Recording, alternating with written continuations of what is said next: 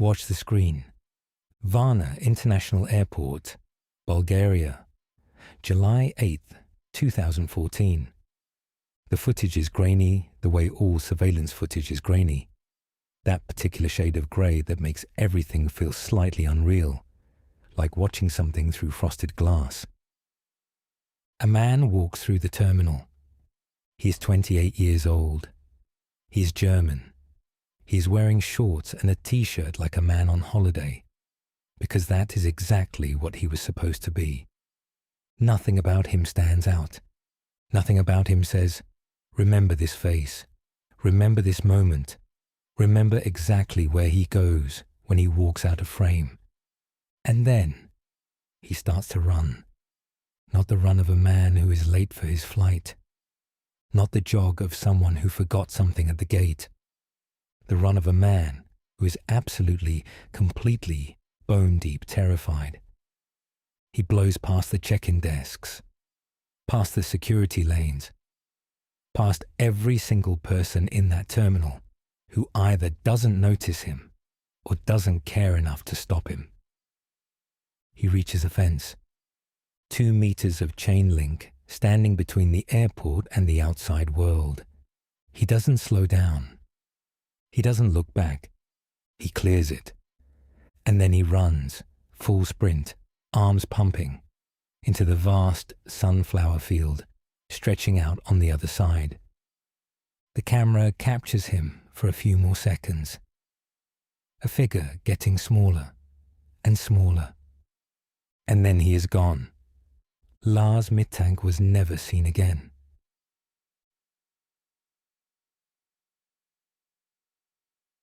Chapter 1. Golden Sands. To understand what happened at that fence, you have to go back 11 days, back to the beginning. July 2014. Golden Sands, Bulgaria. If you've never heard of it, Golden Sands is exactly what it sounds like. A resort town on the Bulgarian Black Sea coast, about 15 kilometers north of Varna. White sand beaches, cheap alcohol, warm water, beach bars that don't close until sunrise. The kind of place that draws young Europeans in their 20s looking for a week of sun and noise and the particular freedom that comes from being somewhere nobody knows your name. For Lars Mittank, this trip was something more than just a holiday.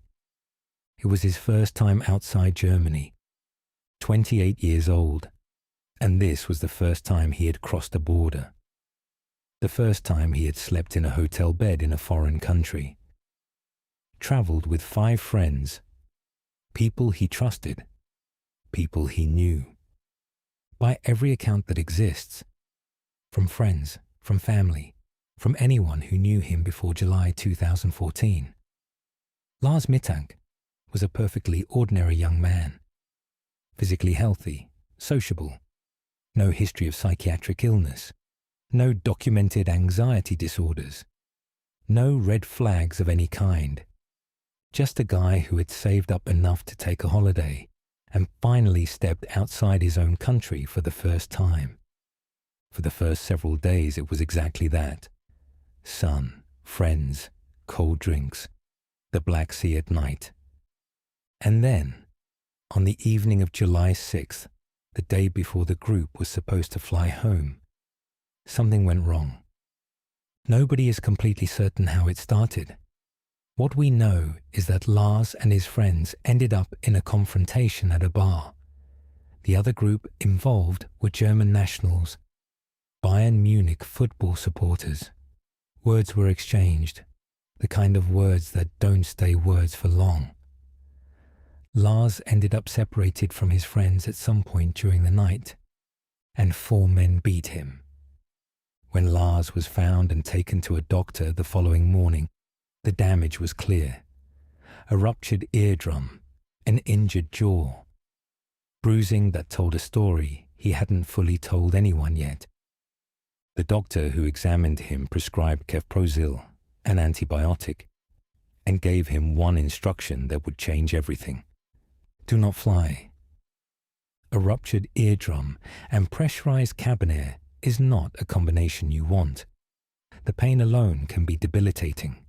The damage can be made dramatically worse.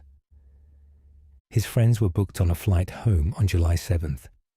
Lars was not cleared to be on it. His friends offered to stay.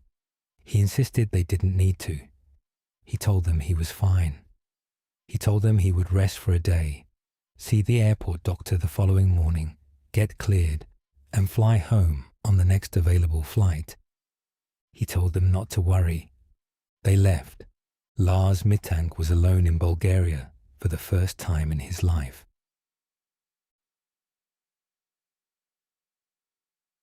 Chapter 2. Alone. Orayate Komandeti. He checked into a hotel near Varna International Airport. A budget hotel. Unremarkable. The kind of place designed for people in transit. One night, maybe two, and then gone. It should have been straightforward. It should have been boring. Rest, medication, sleep. Doctor's appointment in the morning, flight home. Instead, something was already beginning to shift. Hotel security cameras captured footage of Lars over the course of that evening and night. Footage that, at the time, nobody was watching. Footage that only became significant later, when people started asking questions. What that footage showed was this: Lars Mittank standing inside the hotel elevator, not pressing a floor button, not going anywhere, just standing there, pressed against the back wall of the elevator, watching the doors, hiding. The word is hard to get around. That is what he appears to be doing. Not waiting, not thinking, hiding. Later that night, the timestamp reads close to midnight. Lars leaves the hotel. No bags, no apparent destination. He simply walks out the front door into the dark. He returns several hours later. Where he went, nobody knows. No one who might have seen him came forward. No CCTV outside the hotel captured his path. He simply left and came back, and the gap between those two moments has never been filled. The next piece of information we have comes not from a camera, but from his mother. Lars called her. She would later describe the call as deeply disturbing. He was whispering, not quietly speaking, whispering. The way a person speaks when they believe someone nearby might hear them. What he told her was this: people were trying to kill him. People were trying to rob him. He was in danger. She tried to reassure him. She told him he was safe, that he was probably just shaken from the attack, that the medication might be affecting him, that he needed to rest, and he would feel better in the morning. But the calls and messages didn't stop. He texted her throughout the night. He asked about his medication, specifically whether Kefprozil could cause psychological side effects. He asked whether anything in his prescription could make a person paranoid. And then came the message that investigators and the family members have returned to again and again. He asked her to cancel his credit cards. Take a moment to sit with that. A person in a panic doesn't think about their credit cards. A person in the grip of irrational fear doesn't think about their credit cards. Canceling your credit cards is a deliberate, considered action. It is the action of someone who believes that whoever is after them might try to use those cards. Someone who is thinking several steps ahead. Either Lars Mittank was experiencing a psychotic break, a complete fracture from reality so convincing that it felt more real than anything he had ever known, and his mind was constructing an elaborate, internally consistent threat that did not exist, or the threat was real. Those are the only two options. And that night in the hotel, in a room in a country where he didn't speak the language, alone with a phone that was running out of battery and a prescription he hadn't filled, Lars Mittank lived inside one of those two possibilities. We still don't know which one. Chapter 3. The Airport.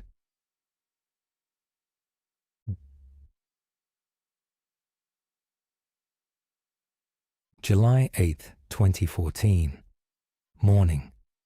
Lars Mittank gets dressed, leaves the hotel, and walks to Varna International Airport. Not to fly. Not yet. He has a medical appointment, the airport physician, a standard check before being cleared to board a flight with an ear injury. Confirm the eardrum is stable. Get the paperwork. Book a seat home. This should have taken 20 minutes. He signs in. He waits. He is called into the medical office. The doctor begins the examination. And somewhere in those first few minutes, a door opens. A construction worker steps into the room. A man in work clothes, who had nothing to do with Lars, nothing to do with the fight in Golden Sands, nothing to do with any of it. A tradesman who happened to need to enter that office at that moment for some completely mundane reason that nobody has ever thought to document. Because why would they? Lars Mittank looked at him. And what Lars Mittank said next, the exact words recorded by the doctor who heard them, was this: "I don't want to die here. I have to get out of here." He stood up from his chair. He walked out of the office. He left behind his phone, his backpack, his travel bag, which contained his passport, his return flight documents, his money, and his medication. He left behind everything. Every single object that connected him to his identity, his home, his life. And then he ran. The terminal cameras caught him moving at full speed through the airport. Not a jog, a flat-out sprint. The kind of running a person does when they believe something terrible is directly behind them. Past the check-in desks, past the queues of ordinary people with their suitcases and their boarding passes and their entirely normal Tuesday morning. Nobody stopped him. Nobody grabbed his arm.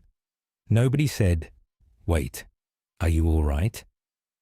He hit the perimeter fence at speed. 2 meters of chain link. He went over it.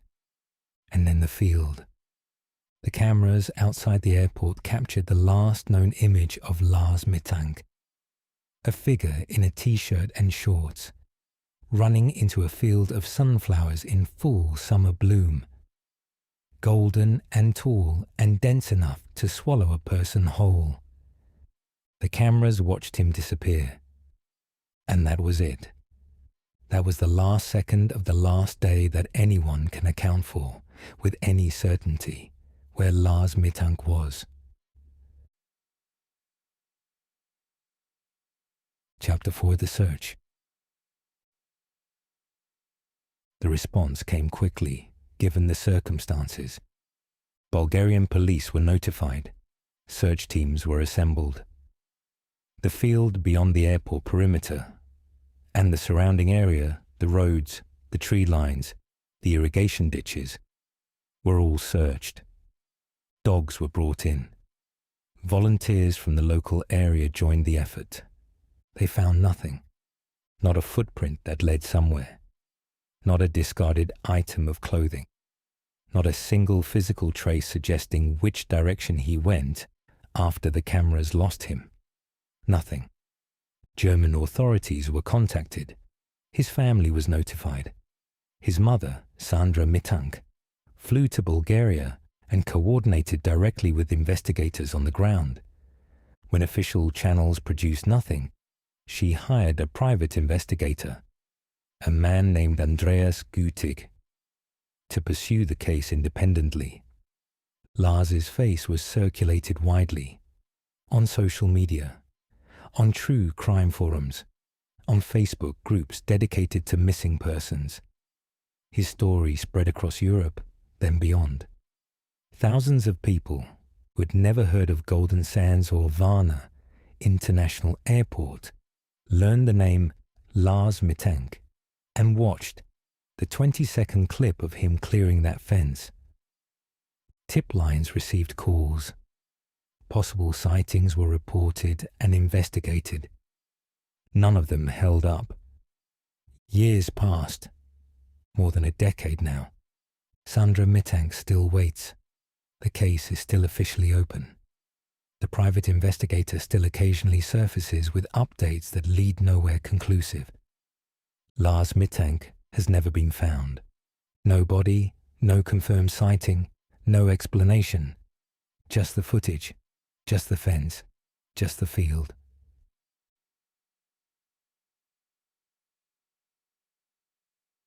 Chapter 5. 2 theories, 0 answers. Onetelo oika gakushwo.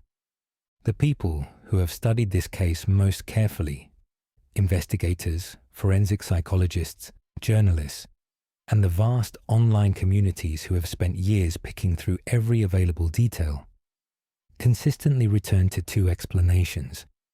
Neither one is clean. Neither one is comfortable. The first is a medical explanation. The theory goes like this. Lars Mittank arrived in Bulgaria as a healthy young man with no documented psychiatric history. But the attack on July 6 changed something. The physical trauma, specifically the head injury and the ruptured eardrum, may have triggered or accelerated a pre-existing condition that had never previously surfaced. Paranoid schizophrenia most commonly presents in men between the ages of 18 and 30. It can remain entirely dormant until something cracks it open. Severe stress, physical trauma, isolation, unfamiliar environments, sleep deprivation. Lars experienced all of those things in rapid succession. Under this theory, what Lars was experiencing from the night of July 7 onward was not reality. The threat was not real. The men coming to kill him did not exist. The paranoia, the hiding, the whispered phone calls, the cancelled credit cards. All of it was the architecture of a mind in the process of breaking down. A psychosis so complete and so convincing that Lars would have experienced it as more real than anything a healthy mind could perceive. Which means when he ran, when he cleared that fence and disappeared into the sunflower field, he was running from something that existed only inside him. Alone, terrified, with nothing. That is one possibility. The second explanation is the one people find harder to say out loud, but impossible to entirely dismiss. The men who attacked Lars Mittank on the night of July 6 were not done with him. Consider the sequence of events. He is beaten badly enough to be left with a ruptured eardrum. His friends leave the country. He is alone in a hotel with no support network and no language to communicate with locals. He hides in an elevator. He leaves the hotel at midnight for reasons unknown. He asks his mother to cancel his credit cards, an action that requires forward planning, not panic. What if Lars had seen something during that night in Golden Sands that made him a liability? What if the men who beat him had reason to ensure he never made it home to Germany to speak to anyone? What if, on that final morning, something in that airport medical office told him, correctly, that the window had closed? Under this theory, Lars ran because running was the only option left. We have no evidence for this. We have no names, no motive, no indication that anything connected to organized crime or coercion was involved. It remains speculation. But the credit cards stay in my mind. You don't cancel your credit cards in a psychotic break. You cancel them when you don't want someone to be able to track where you're going. We don't know which version of this story is true. We may never know. What we have is a chain-link fence in Bulgaria, and a field, and a 28-year-old man running into it on a summer morning, and nothing after that.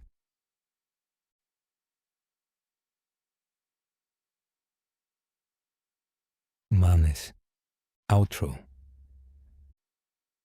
Somewhere between a football argument at a beach bar and a chain-link fence at Varna International Airport, a man vanished. Not in the night, not in secret. In an airport in broad daylight with cameras watching every step. And it wasn't enough. Lars Mittank was 28 years old. He had never left Germany before this trip. He never made it home. His mother is still waiting. The case is still open. If you have any information about the disappearance of Lars Mittank, German authorities and his family have been asking for more than a decade. The archive never closes.